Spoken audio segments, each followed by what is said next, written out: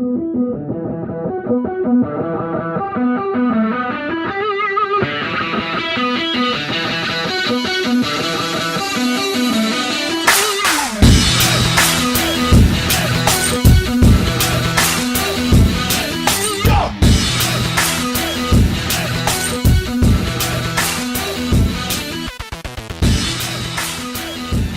is up, ladies and gentlemen? It is your boys from the ShockTheWorld podcast, your number one source for everything Houston Cougars.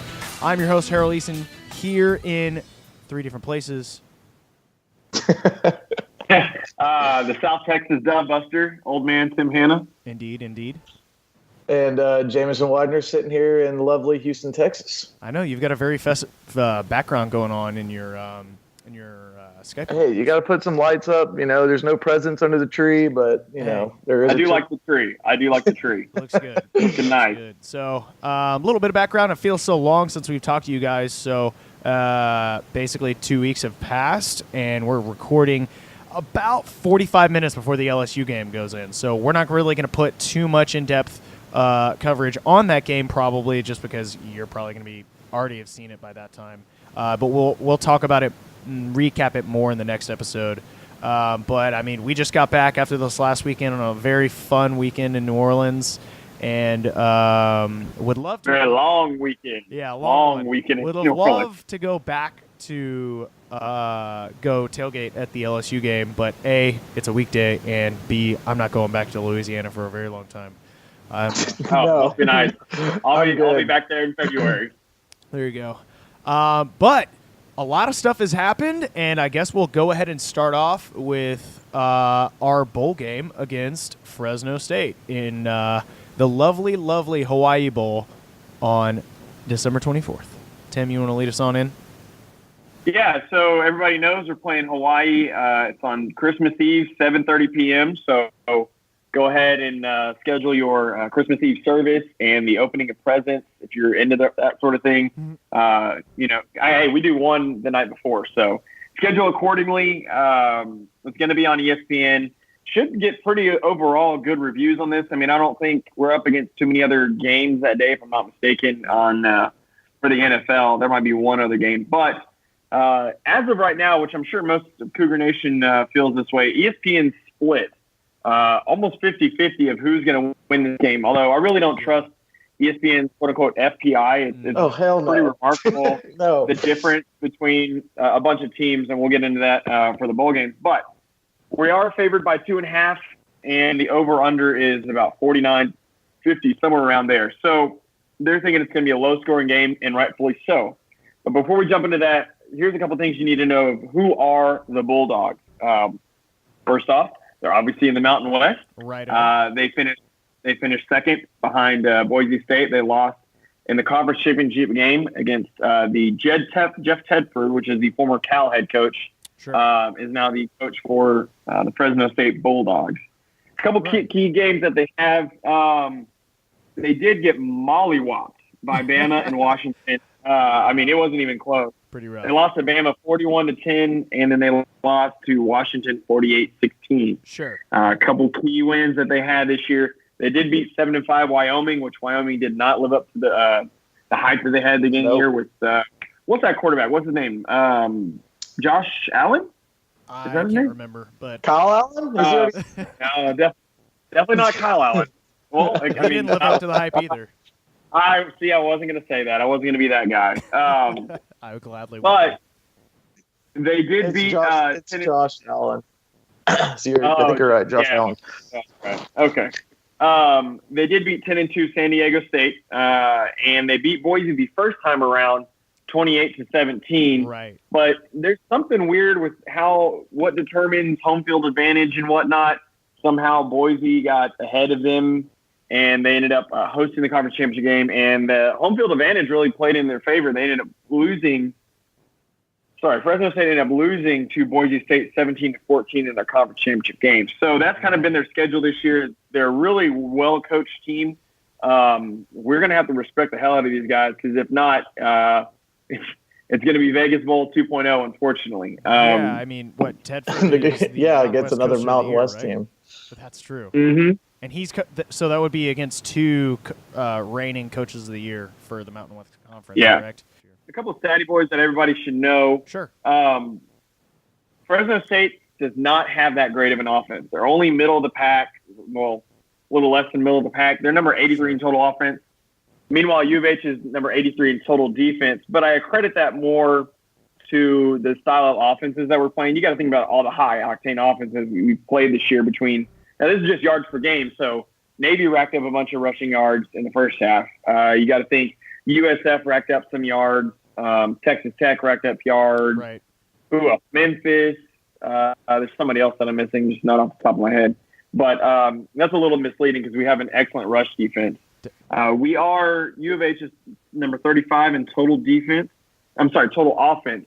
Meanwhile, Fresno State, hell of a defense. They're number 16 in total defense. But with all that said, they didn't have a single player on first-team offense, and they only had one on second-team offense. So kind of to paint the picture for you guys at home, as long as we play sound defense and not shoot ourselves in the foot and not give them too much leeway and let their quarterback feel comfortable, we're going to be able to handle their offense. Now, on the flip side, for our offense, we absolutely must control the speed of the game, and we absolutely cannot shoot ourselves in the foot and or genitalia area or shoot ourselves in the head too, for lack of better words. Sure. Because they're going to get all over us, and they're going to capitalize on those mistakes. And then last but not least, a couple players that everybody at home needs to know. Their quarterback, Marcus Marion, he's 185 at 303. I think it's like 61% completion percentage. Right. 2,300 yards, 14 touchdowns, and 4 interceptions. So it sounds like this kid doesn't make a lot of mistakes, but he's efficient, and he drives the ball. They've got 2 really good running backs, and really kind of a third. The first one is Jordan Mims, freshman. 147 carries, 600 yards, 6 touchdowns. And then sophomore running back Josh Hokett, who had 117 carries for 519 yards and 7 touchdowns. So really they have a pretty dang good rushing squad. Sure. Passing, not so much. I mean, they've got their go-to guy, Keyshawn Johnson. He's got 69 catches for almost. Not that Keyshawn, though. Not that Keyshawn Johnson. This is K-E-E. Like Big Sean Johnson. Right. He's almost a 1,000-yard receiver, 8 touchdowns. He's 6'2", 200 pounds. He's had 4 100-yard games, and he was second team All Mountain West. So that's their go-to guy when it comes to tossing the ball around. I mean, he's got almost half the quarterback's throwing yards. And on the defense side of the ball, you got 2 big standouts. Their linebacker, Jeffrey Allison. I think he's only a sophomore, if I'm not mistaken. Yeah. He's first team All Mountain West, 113 tackles, 4.5 tackles for loss, and 2 sacks. So this guy is all over the field, pretty legit, making tackles. He's got a nose for the ball. And then a Houston boy, actually, Tobina. I know I'll probably butcher that one too, like I do every week. Okiki. Tobina Okiki, not Kiki Kuti. This is Tobina Okiki from Elkins High School. He's got 33 tackles, but he's got 9.5 tackles for loss and 5 sacks. That's huge. That's ridiculous. He ended up second team All Mountain West. Definitely. So that's pretty good. Yeah, based off of that, they've got a pretty solid squad when it comes to the defense and a pretty respectable rushing game. Not so much on the passing game, but it sounds like they don't make a whole lot of mistakes and turn it over. So hats off to Tetris for coming here. This is his first year, if I'm not mistaken, coaching the squad. So, and they were terrible after Carr graduated and got drafted. Yeah. They have not been that good. So what's your guys' thoughts on it? I mean, I'm sure y'all have done y'all's research too. Well, I mean, one of the first things that we've got to talk about, obviously, they've got a good defense, and we're definitely gonna need to outscore them to win the game. The catch with that is, did you get that from Dave Campbell? I did, but what I'm leading into, it's gonna come down to coaching. Kidding. But my point is that with that, we're going to have to deal with the fact that we no longer have Brian Johnson as our offensive coordinator, which we haven't even gotten into yet. Called it on Twitter. Not even gotten into that yet. Called it on Twitter. Yes, folks. Hot Take Harold called it first on Twitter. During the Tulane game, I did. But regardless, We knew someone was going to get canned, even though he resigned. That he was shown the door. You know what? I do owe Harold an apology. I said no one's leaving, no one's getting fired. You know what? There's no way someone was going to stay. No way. Yeah. Someone's head was going to get chopped off. And what's is for everybody listening at home, I'm curious to get everyone's thoughts, and please tweet at us, at STWPodcast. Sure. Do you think that this was a conversation with Major going, hey, we're going to be looking around. So if you want to look around, you're not going to hurt our feelings. And if you find something, great, fantastic. But you should probably work that network. So if you think that happened, let us know. If you don't, if you got some other tinfoil hat, Cullen Boulevard sources thing, please let us know. Yeah, and I mean, in my opinion, it's either that or basically Brian Johnson was saying, this whole Major Applewhite offense is, not looking good on my resume. How can I escape and not go down with the sinking ship? And I think those are the only two options there. Because in my opinion, hear me out here, is he after that, this would have been his basically second attempt at being an offensive coordinator, and ultimately is before he's going back over and being a quarterbacks coach over at Florida with Dan Mullen. But it would be his second failed attempt, and for his possibilities to possibly get a job in the future could definitely be at risk. But it's one of the two. I think it's a smart move for him. He's able to go and still have a job, and honestly, he's probably not ready. He's still super young, and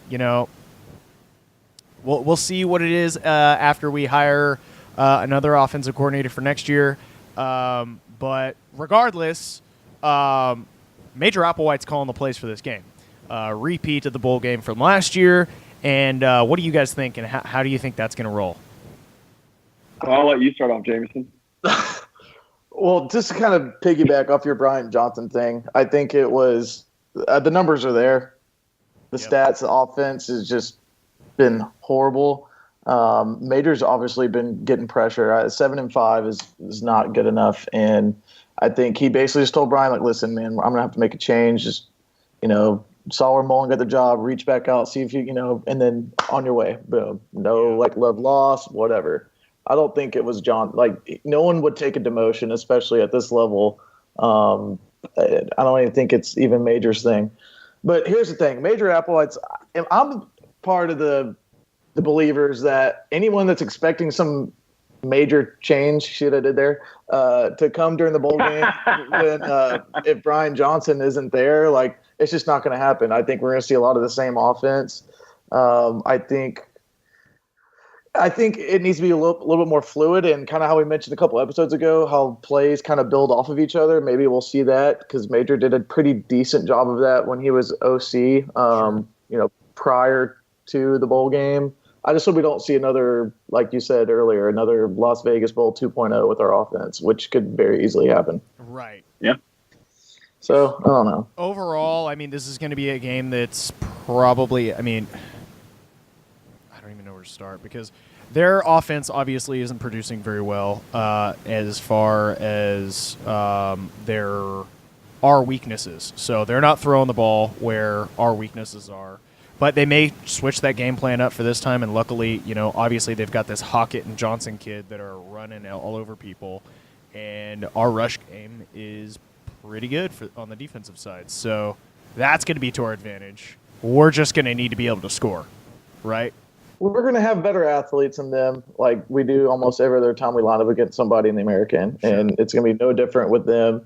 But I think the matchup, kind of plays in our favor, especially with their offense, how lackluster it is, and our defense being pretty stout. And I feel like, our offensive numbers really don't show the kind of talent that we have on offense. So hopefully we can kind of get that going. I mean, God, we've had plenty of time to prepare for this, so we'll see what happens.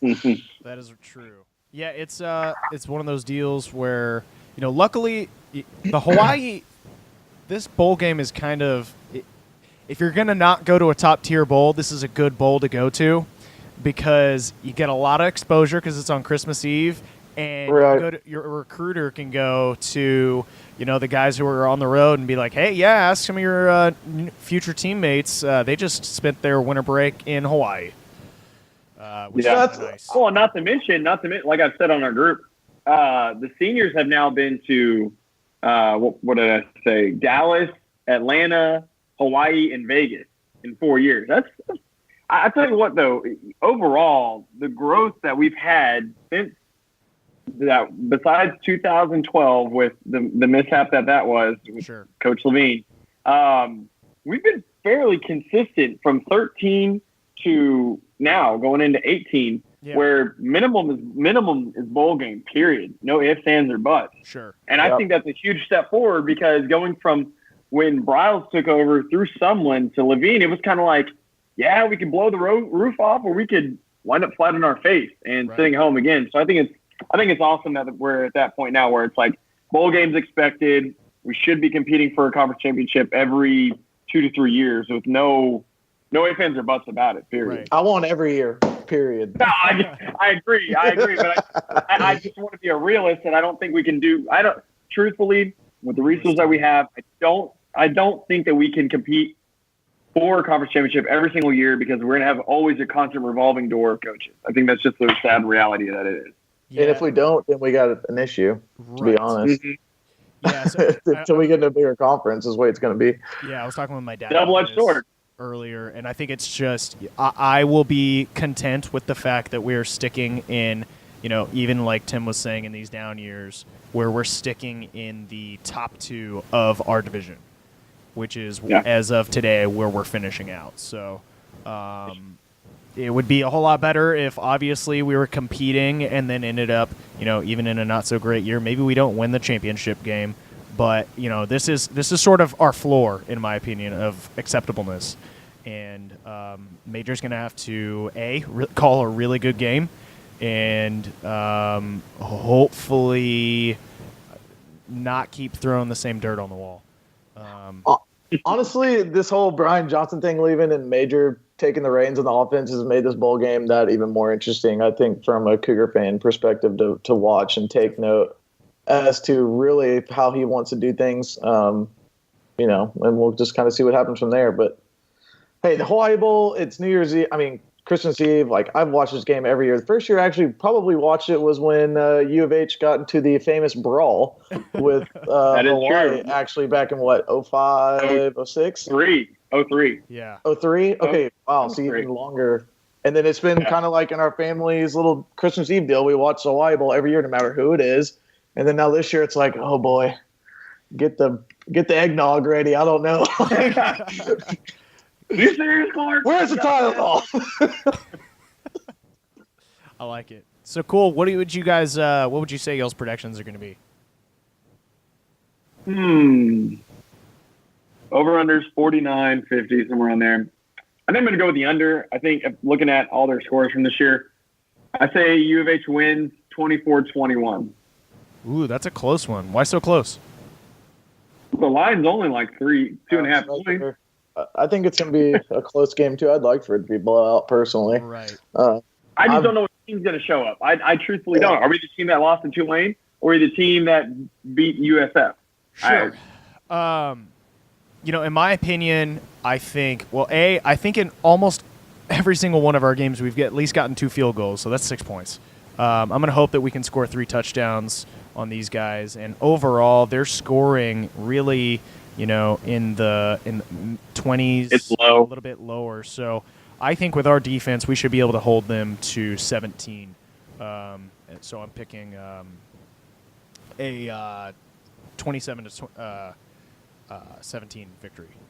Oh, okay. Took my score pre-show. Okay, I see what you did there, Harold. I didn't even know. It's not even in the notes. Well, just to make Christmas Eve that much better, let's go with a big 30 for U of H. 21 Temple. God, Fresno. Cool. Well, I guess that's it, and then I guess this one will, determine the final winner for the year of our. Harold Easton is a liar and a thief.com. Yep. Cannot be trusted. Cool. Well, let's go ahead and I guess jump on to the AAC and some of our regional team bowl games. Obviously, we would love to go through and create or go through every single one of the bowls on here, but that would be probably like the 3-hour podcast. So what we went ahead. Love is a strong word, because I don't know if I would love to go through every single bowl game. You might love it. I love college football, but I don't know if I would love it to go through every single one. Well, regardless, this is what we're going to cover for today. But what we did go ahead and do is we've got the Shock the World fan podcast Capital One game up right now. You can go ahead and search it under it at STW Fan Bowl Mania. So we will fan bowl mania. Exactly. So we will go ahead and jump in and I guess start talking about SMU and La Tech in the Frisco Bowl on December 20th. So currently, huh? Go ahead. I'm sorry, Harold. I didn't mean to cut you off, I think this is actually a really interesting game because Sonny Dykes is coaching the bowl game against his former team with La Tech. I heard. I remember those Sonny Dykes Bulldogs, man. They were pretty good. I know. They were real good. They were beating our ass like 30-0 until we came back and won by a miracle. That was a hell of a game. Was that the year that he was coaching? Yep. Yeah. Yep. Wow, that is a long time That's because ago. whenever someone left, everyone was like, "Go get Sonny Dykes, please." Yeah. So, Definitely should have. But Levine. But I think it's kind of funny. He mentioned something earlier. He was like, "Yeah, I'm coaching the bowl game. I'm going to sit down with Ben Hicks once the game's over, and he's going to teach me the offense." And then he was like, "Ben Hicks may be the only player and coach in the NCAA football." So I thought that was kind of funny. I tell you what, let me just. Serious college football was going over the bowl games today. Talked about this one. Sure. It'll be very interesting to see this one come to fruition, it's just weird. It's just a weird situation. Sonny Dykes gets hired and they have a bowl game a week later. I mean, I know he runs a super spread offense, almost, just air raid. I don't know, it's a very weird feel. I feel bad for the SMU players because their best season in God knows how long, and they get to go to Frisco. Sure. I mean, I know they're God, that's a game I didn't want to go to. I know. And they're not even going to fill the stadium. That's what the terrible part is. If you were either Pony fans, it's awful. It's awful. I think La Tech wins this game. I think they're a good. I think there's just too many distractions on SMU side, and especially with the brand new head coach 7 days in. Good luck. Yeah, that will be. I think it's going to be a night. I think it's going to be a nightmare. Yeah. So what happened? Did old Chad Morris, the old Mr. Pony Up Tempo himself, just pony up tempo on the tempo copter all the way to Fayetteville with all staff and everything, or what? He took the tempo copter and went, "Woo, Big Sue way!" Yeah. Dang. So, I mean that's really shitty. Like, I'm not gonna lie. Like, I don't like SMU that much, but dang, that sucks. Yeah, it's not a good one. I still got to believe SMU's all right, and I think they've got better talent than La Tech is right now. I'll go against the grain. I'm going to pick SMU. Good luck with that one. Good luck with that one. Let's go ahead and put that in your confidence points as number 40, by the way. Go ahead. Yeah. How's a coach supposed to come in and just run a defensive players he doesn't know and not even used to what schemes they ran? Great question, but I'll go. Good luck, guys. All right. Next, you never know. You could be right. Jay, did you pick? La Tech. All right, cool. Yeah. Next, we have Temple versus FIU, the 21st in the Bad Boy Mowers Gasparilla Bowl. Jesus. Interesting. It's better than the tart cherry yogurt bowl. Good God. Do all the players get a Bad Boy mower as their bowl gift? That'd be tight. No. But as far as previews go, most people have picked this on ESPN with FIU, but the matchup predictor for ESPN has Temple with a 66.1% chance to win. And the line's 7.5. So I think Temple's favored. Yeah, I think Temple's a lot better than the record really shows. They've obviously had a lot of issues this year. It's a rebuilding year. I'm not impressed by FIU at all. I just 8-4 in their conference does not impress me. So I'm going to go ahead and pick Temple. I'm going with Temple too. I'd take a middle of the road, American team any day of the week over a middling Conference USA opponent. Yeah. Facts. Yeah. No, I agreed. I'm going to go with Temple all the way. Cool. Next, we've got Texas Tech and USF, December 23rd in the Birmingham Bowl. Birmingham Nips, man. That's always a good bowl game. Saw this last weekend in New Orleans, and then the snow, I guess, in Houston, Texas, which was pretty crazy. I'll tell you what, talking to some Texas Tech people, they're like, yeah, we're going to the Birmingham Bowl. And it's like, we made a bowl game. Yeah, pretty much. I mean, they barely made it. Obviously, Texas Tech is 6-6, and USF kicked ass this year. I think it's going to be a tough game. Texas Tech beat us. We beat USF. It's an interesting little narrative for us to be watching the game. But I think despite old Cliffy getting his contract extension, I guess, or them keeping him around, I just don't know if they're going to be able to get this one done against USF. What do you guys think? I'm going Texas Tech on this one, and it was really simple, easy for me, honestly. USF hasn't shown they can beat anyone worth a flip this year. Okay. They haven't played anybody, honestly. Yep. Nobody. Their fans will not travel. They don't even – they really don't – I mean, no. Do they have fans? They can't really show up to their home games. I know of all people we shouldn't be talking about that, but I just We ain't that bad. That's for damn sure.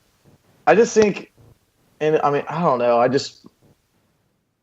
USF, if you shut down the running game, they are useless. But even UCF didn't it? But they couldn't win a shootout against UCF. And they're going to shoot out with Tech, then I'm going to favor Tech all day. Yeah. So, yeah, I would agree with you, Jameson. I think it comes down to the running game.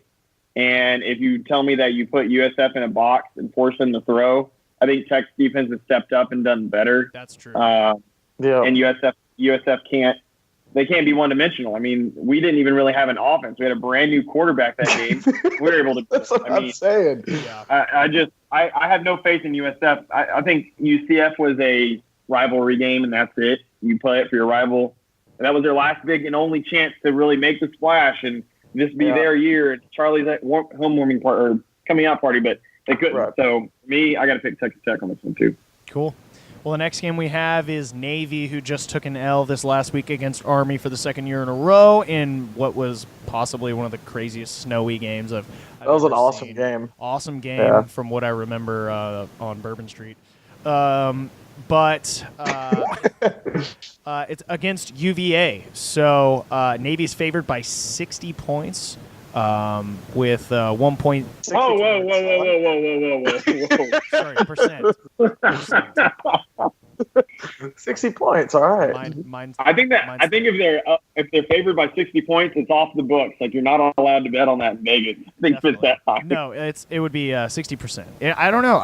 UVA has been improved this year over other years. They're shite, mate. They're shite. They're not any good. They're awful. So I'm going to go ahead and pick. I'm just honestly surprised they made a bowl game this year. I'm definitely going to go ahead and pick 6-6 Navy over 6-6 Cavaliers. Sure. And I'll tell you what, I want to pick Navy. I do, but something is just not clicking anymore in the back half of their season. Couldn't beat Army. They didn't beat us. Ever since they started off like 5-1, it's been nosedive central. They haven't been able to do anything. So I know it's been tough for them. I hate doing this for the AAC, but if you're telling me to pick on winners, I'm gonna go with UVA. I want Navy to win, but I think UVA pulls the win off. True. I don't know. I just love watching that boy Perry so much. I'm not picking against Navy. Yeah. All right. Cool. So next we have the Liberty Bowl, which is kind of interesting because we've got Memphis coming in at number 20 against Iowa State. This is a really interesting game. It is. Iowa State, obviously Memphis is going to end up being at home. But Iowa State... That's insane. That's crazy. Yay for Memphis. You had a great year. Riley Ferguson, see you later. You get to go. God, doesn't that suck? Like, oh, great. We get to stay home for the ball game. Right. but it should hypothetically give them a little bit of a home field advantage, despite It the fact actually has not. it's only really like they've got a 57% chance to win the game, and I think that's because Iowa State has gotten up in big games. In the 2 big games that they really needed to, they stepped up against Oklahoma and TCU. So actually, it's like a 50-50 split because this isn't like technically this did not go through Memphis Athletics. They went through the Liberty Bowl, and each team got 50%. After sponsors and all that, and both teams sold out their allotment. So I think you're going to see a lot of Iowa State fans there, and they're hyped because this is their first bowl game in God knows how long, more than SMU, which is sad. So I don't know, Memphis. Memphis.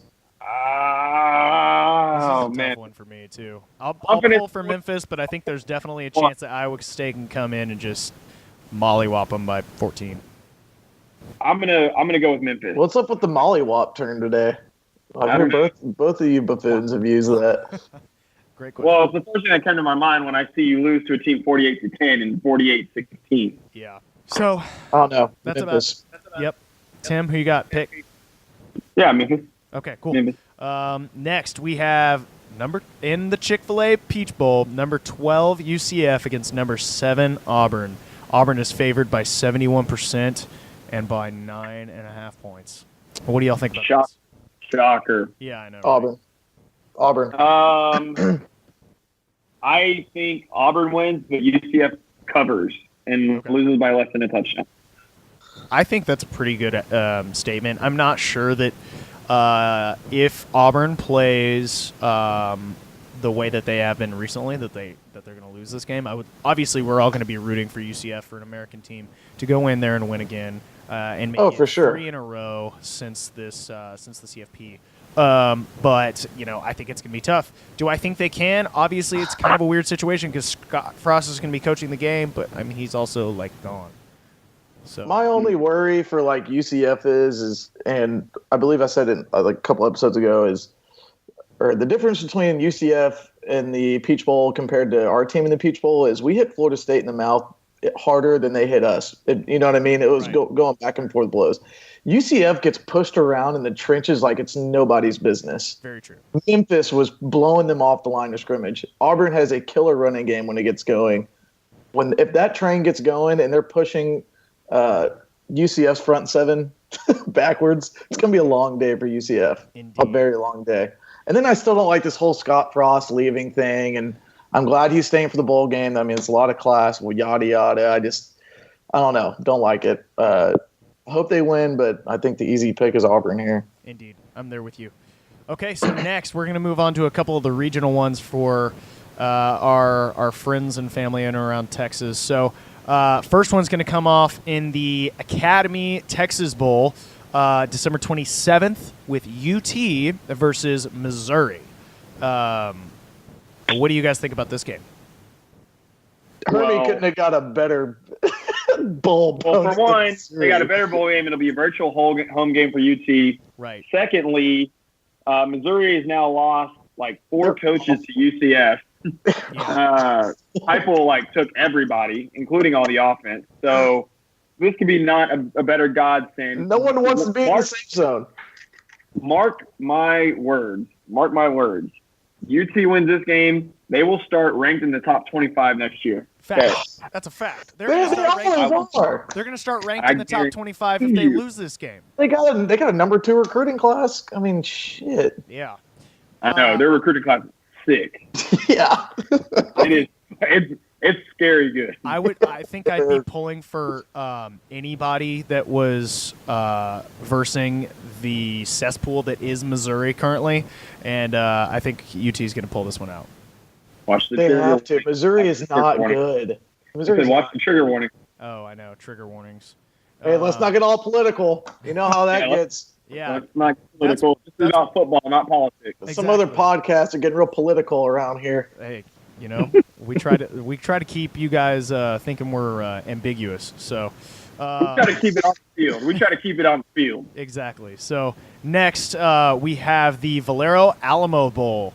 Number 13 Stanford and 15 TCU. TCU back in the Alamo Bowl after the boy QB2. Cole Howson came in and won that one real close against Oregon. Oh, Bram. Was that last year? The year No, before? that was 2 years ago. 2 years ago? 2 or 3 years No. ago. 2 years Three? ago. I don't even know. It was Yeah. a long time ago.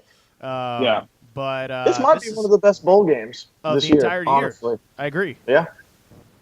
It's If you're asking me, I don't trust Kenny Hill as quarterback. Nope. But I do trust Bryce Love running the ball because that boy probably has more rushing yards than our whole team does. Yeah, that's true. And I think I got to go with Stanford on this one. Me too.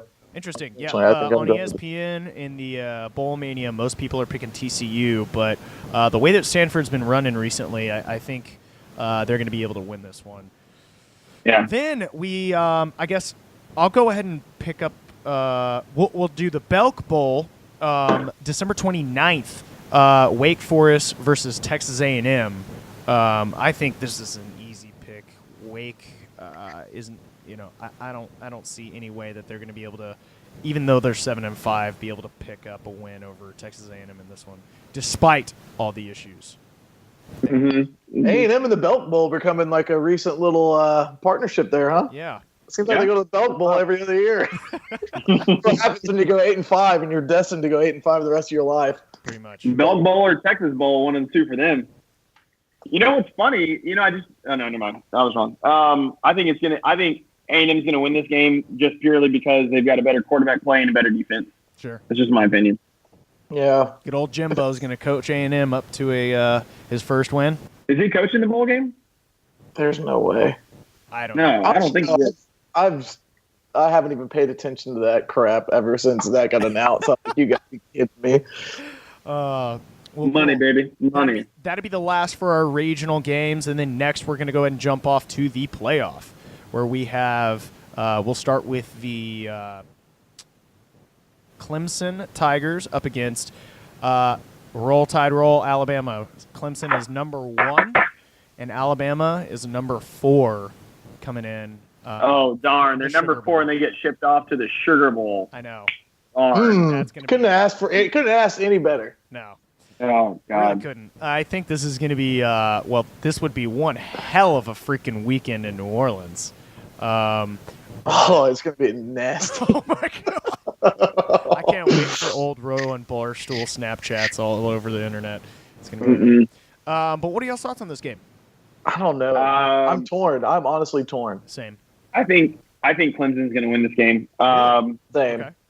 I just something about Bama's not clicking this year like it did last year. Right. And I don't know if it's sophomore slump from Jalen Hurts or the defense isn't as dominant because they look like they couldn't move the ball against Auburn. No. And Clemson's got an even better defense than Auburn. Exactly. So, I got to lean Clemson for now. Unless Kelly Bryant's not playing, I'm going to go with Clemson. Yeah.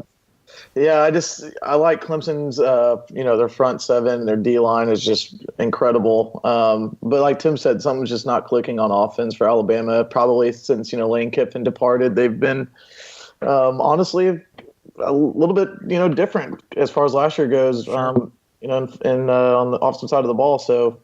But still, they're such a good team. Still, I still believe they are the number 4 team in the country as well. Definitely. I don't know. We'll see. I think Clemson though, just for picking's sake. Cool.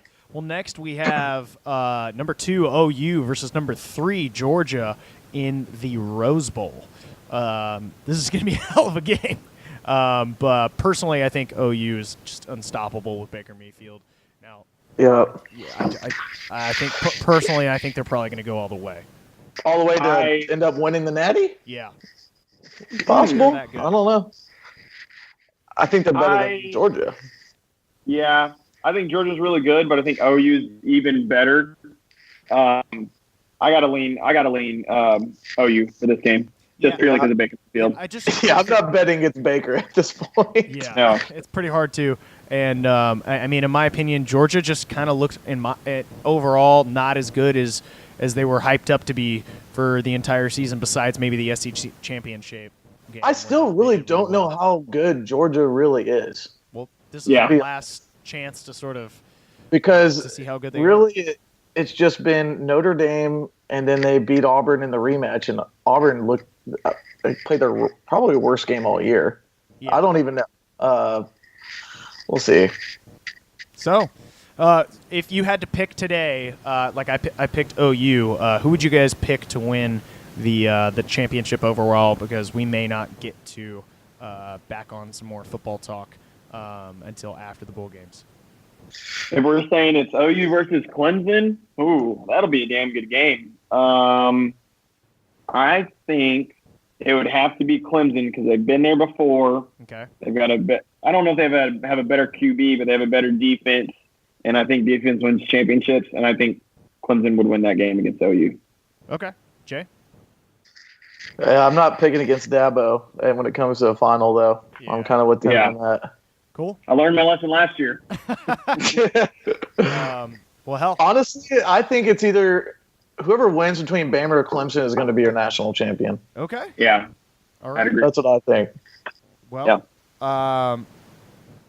I guess that's it for the rest of the bowl games then. So with that, I guess we're going to go ahead and jump on to a couple of odds and ends for the UH football team, since obviously there's been a lot of happenings going along, and for athletics. Sadly, this is wrapping up football for us. This is a sad day. Like this year. Thank God it's over. It's over. Hey, it's my favorite time of the year is over. It sucks. It's been a nightmare.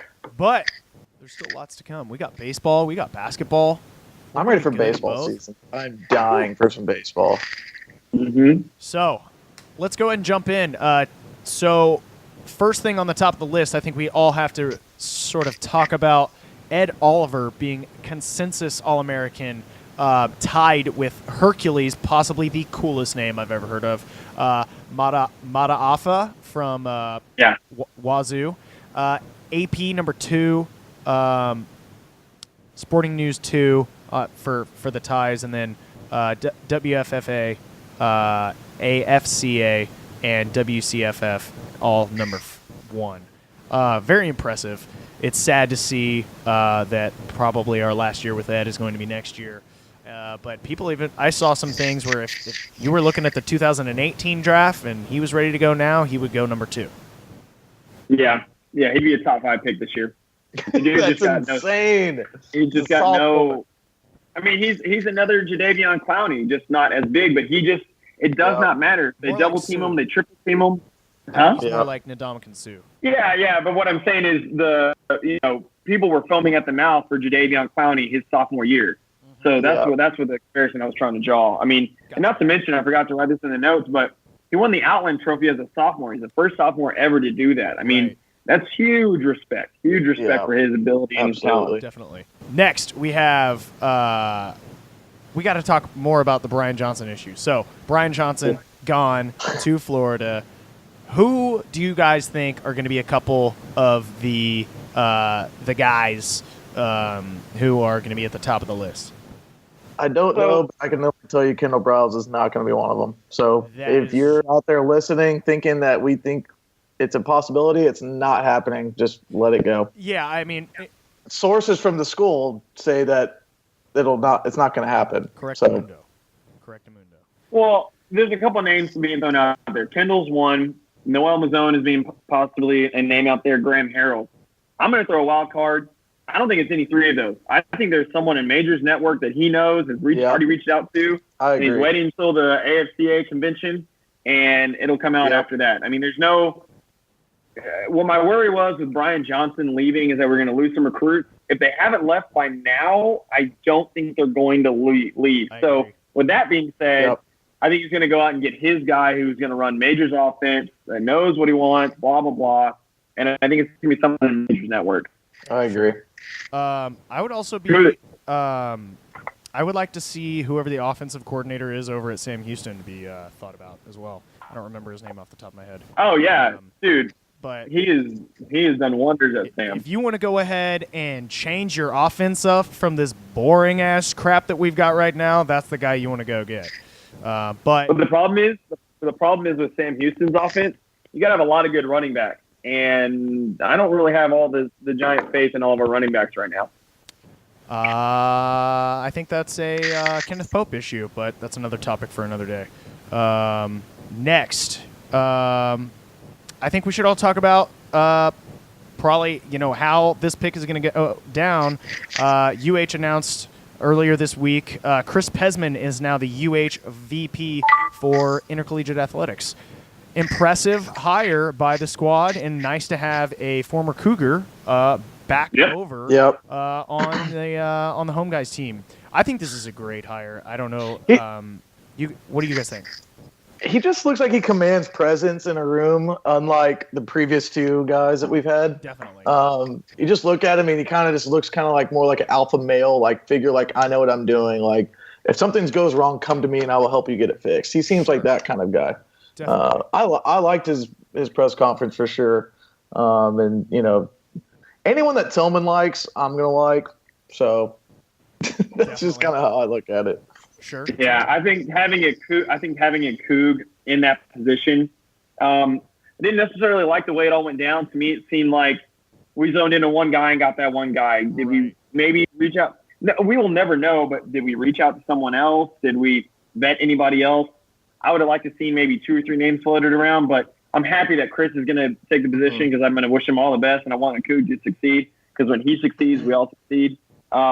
But I'm hoping for the best with Chris, and I think he's going to do a great job for us.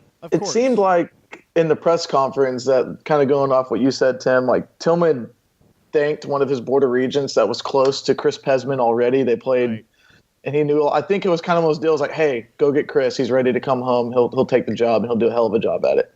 I think it was one of those things.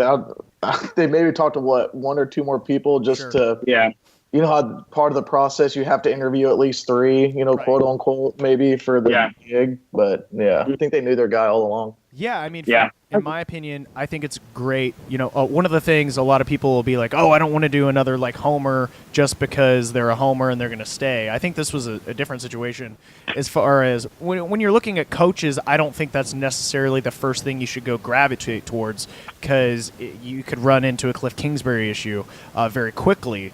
Look at Texas Tech. But in this sort of situation, I actually like it. He's obviously was successful here, worked on a lot of different projects here, and then both at Cal, he took under some huge projects for them. You can go ahead and look them up underneath his bio.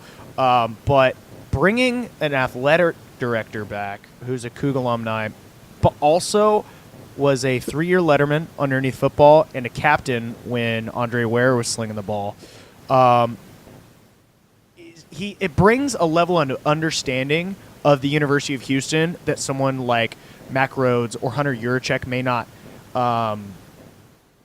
get, essentially, because they haven't dealt with the sort of issues or quirks that the University has to deal with. And I think he's going to be, honestly, pushed stronger. Jameson mentioned it earlier. He commands presence. Mac Rhodes was a stiff, and Hunter Yurachek, the words coming out of his mouth were the right ones, but he sounded like he was scared, like an elephant eating a mouse. You know what I mean? He just kind of really was scared, like he was like on too much Adderall. And he did sometimes. He really did. In my opinion, I like the idea of someone who's going to go in. He's going to fight hard, and because of his obviously like we mentioned, the presence in the room, when he's sitting with somebody across the table working on a deal, I think he's going to have much more success than Scaredy Cat Hunter and Stiffy Mac Rhodes were. But that's just my 2 cents. I've been thinking about that for a while. Hunter Yurachek, obviously. Just let it all out. Let it all out. To Suey Pig. And, good luck. Suey Pig? Yeah. Good luck to him up at Arkansas. Oh, my God. And, Tim, you want to go ahead and give us some info on this recruiting class? Yeah, real quick. So next week starts the early signing period, December 20th through the 22nd. Anybody can sign, and it's legally binding. It's your LOI. Right now we're sitting at 23 total commits. That's 22 for this year, plus 1, Mr. Brian Jones, who didn't qualify last year. He'll be signing and coming into the campus.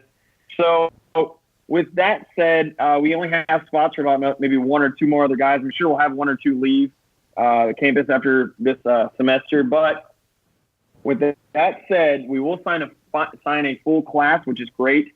We're keying in on a few guys like this guy, Lawrence Keys, the 3rd or 4th, something like that. He's a 4-star wide receiver, basically down between us and Notre Dame. That'll be a huge help for us because we've got some holes, especially wide receiver that we need to fill. We have no senior wide receivers. So there's gonna be a lot of young guys.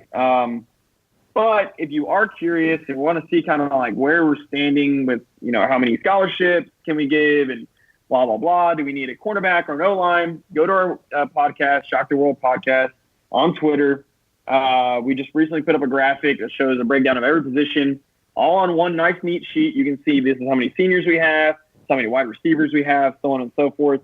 You can kind of draw your own conclusions from that. I mean, you can kind of get the feel of where the staff's head's at. I mean, it doesn't take a logical person to read the sheet, but sure. Not all will be signing on December 22nd or December 20th. You can wait until February. So it'll be curious to see if some people hold back and we tell them, hey, sorry, your seat's taken. I mean, it's recruiting. It changes every single week. But I do hope that we sign most everybody on this time period, and then we're only having to worry about maybe 2 or 3. Because if we have to worry about more, I'm going to be a little nervous come February. I agree. So I think overall, though, that's about it for football. And we'll dig in, obviously, once everybody ends up signing to give you guys a little bit more info on all the guys that we picked up, name to name, position to position. Okay, so we're going to go ahead and jump on to good old basketball. So currently, we're playing basketball. I know, right? We're playing basketball.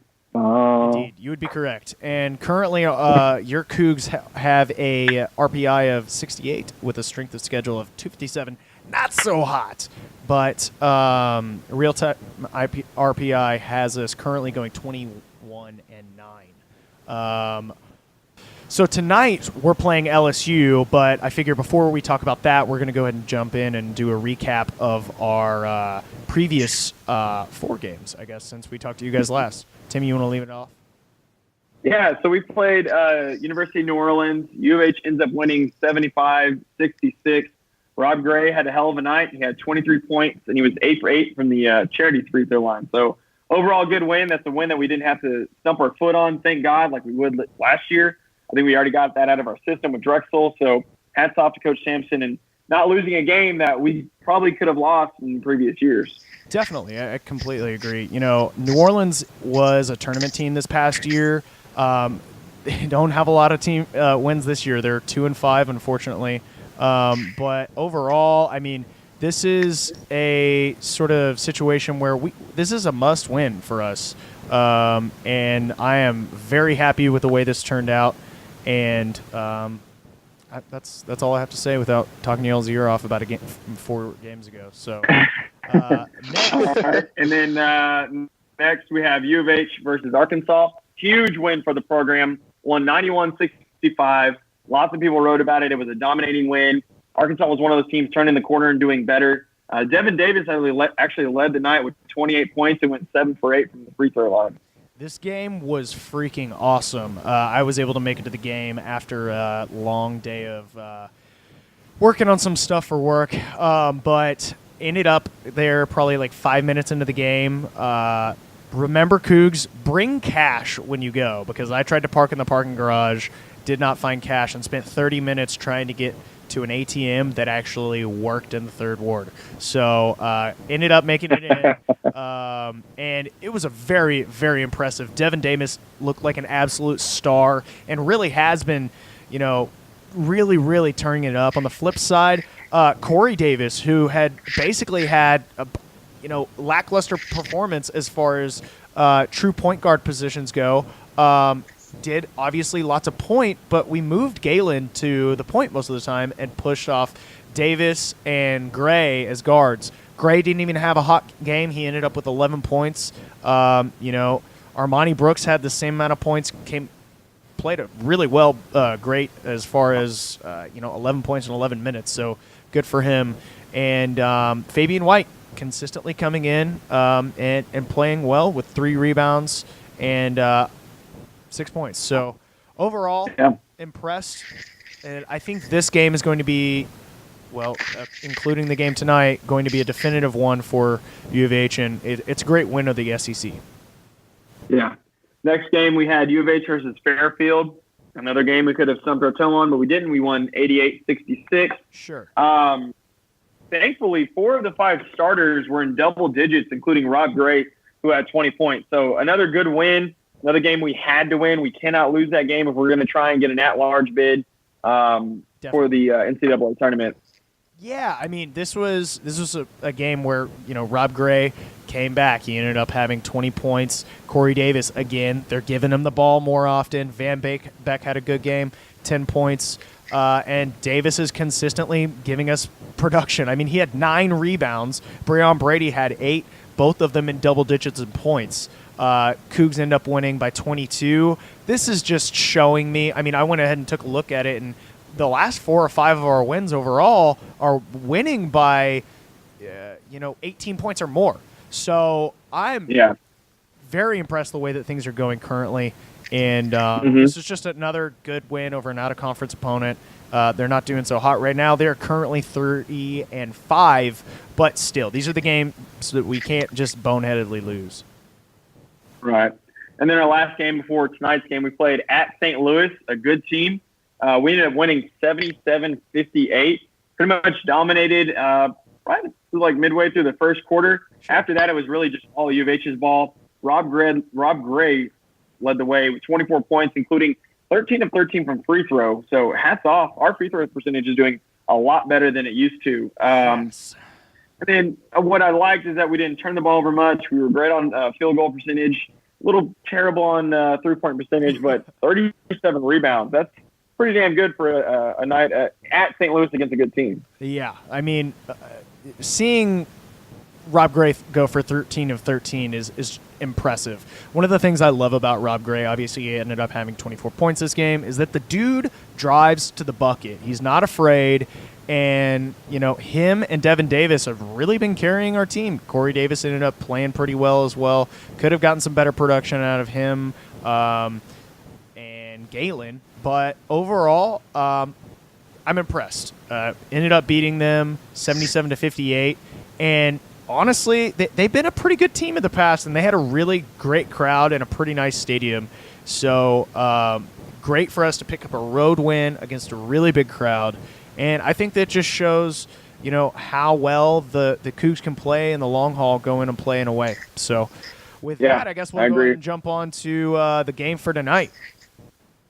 Yeah, so we're playing LSU. Currently, not doing so hot. Well, it's a close game, 21-24. But LSU has an RPI of 167. They've got wins against Michigan and UNC Wilmington, but losses against Notre Dame and Marquette. So I don't know if this is a must-win, but it's a nice resume builder when you're talking about NCAA tournament. I mean, you're going to win on the road against an LSU squad that's currently 5-2.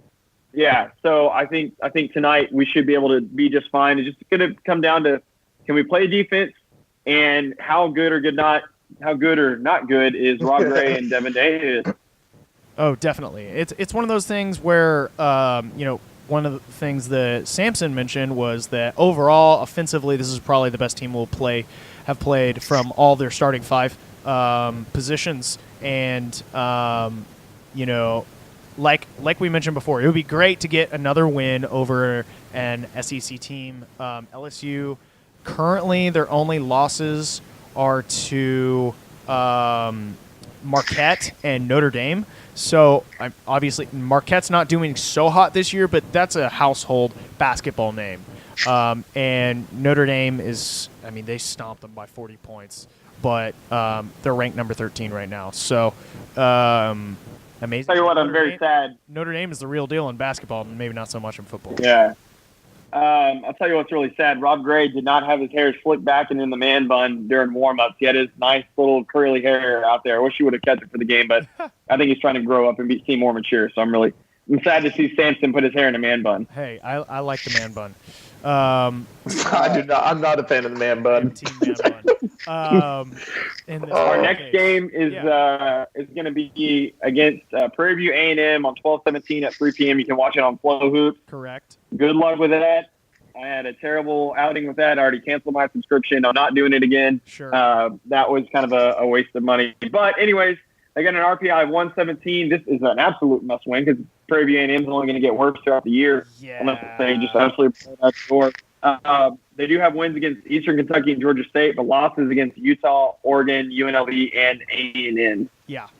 This is I don't have much to talk about this. Obviously, Prairie View, and we actually play. And when people were talking about our historic games with TSU, we actually play Prairie View pretty often.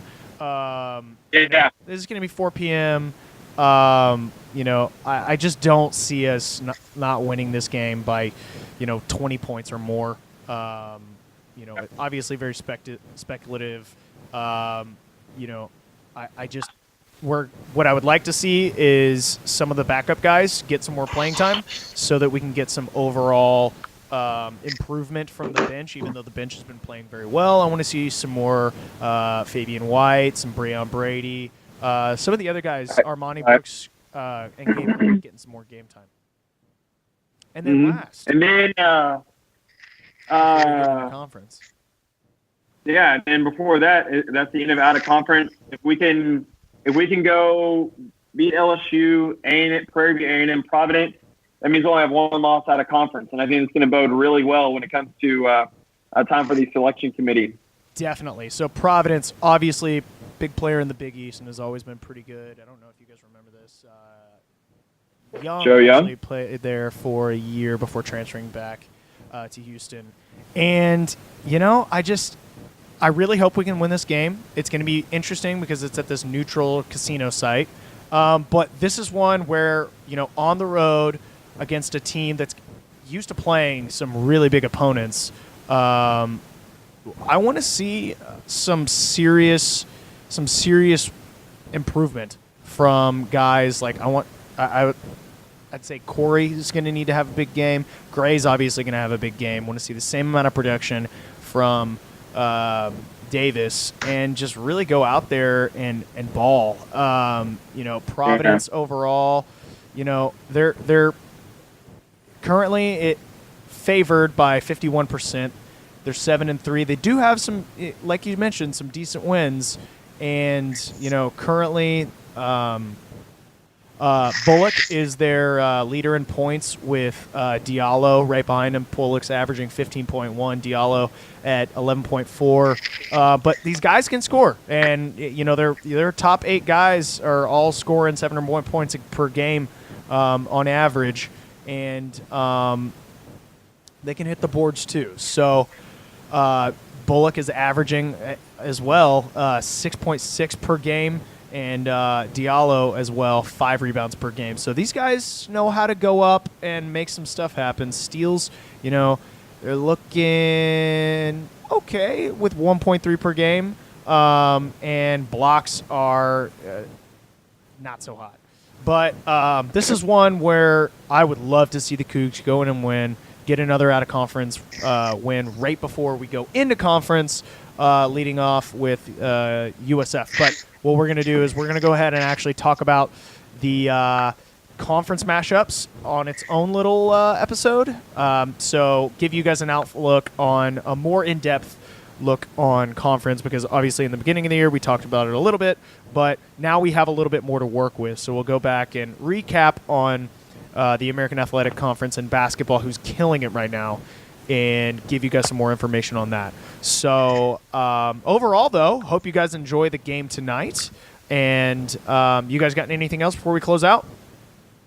No. Hope we beat LSU on the road, and very curious to see if we see any movement from the offensive coordinator perspective. But outside of that, looking forward to taking a breather of football for a little bit, and looking forward to the Hawaii game. Awesome. Absolutely. Well, cool, guys. Thank you so much for listening. And if you could, go ahead and click on that new podcast app and give us a rating. Give us a 5-star. Give us a 2-star. Give us a 1-star if you really think so. But I think that's about it. Catch you guys in the next episode. See you guys next week. Go Coogs. All right, go Coogs. Beat the Coonasses.